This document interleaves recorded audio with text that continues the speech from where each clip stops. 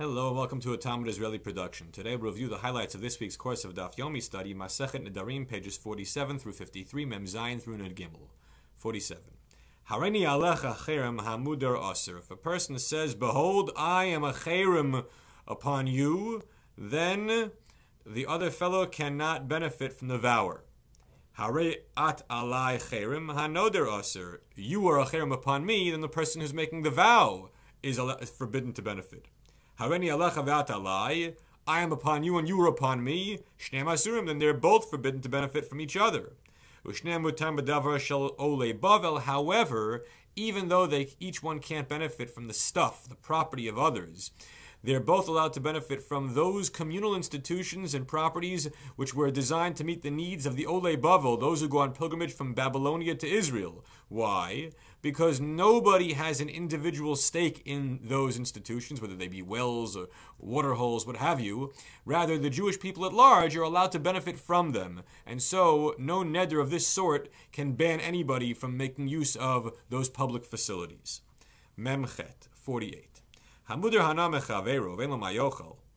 If a person declares a vow to prohibit benefit from another person, and the person who is on the receiving end of that vow has nothing to eat, and person A wants to help person B, but doesn't know what to do, so person A can give to person C, and then person C can give to person B. There was an incident in the Beit Choron where there was a father who didn't get along with his son, and there was a neder of hana. Person can't benefit, the father can't benefit from the son. But the son is now marrying off his own son.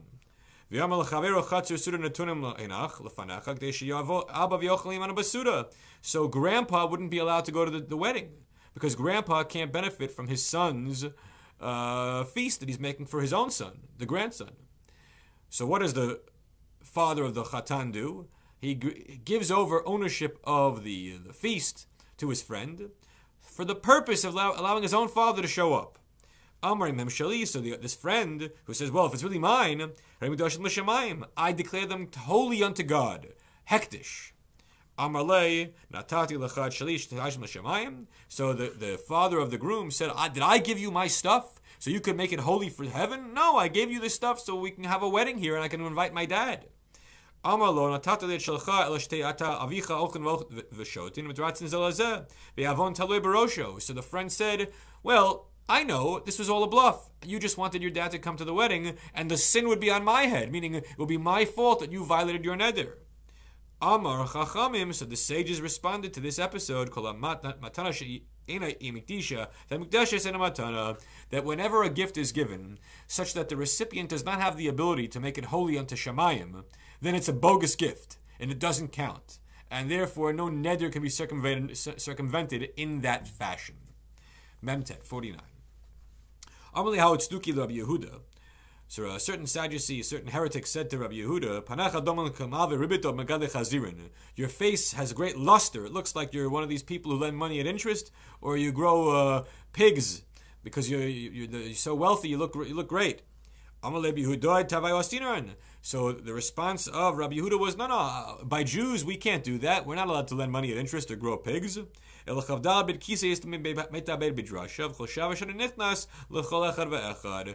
the reason why I look good is because there are 24 bathrooms, facilities between my house and the yeshiva, and every time I travel, I go every stop. I stop off at every one of them along the way. So because I'm taking care of my bodily functions, that's why I look good.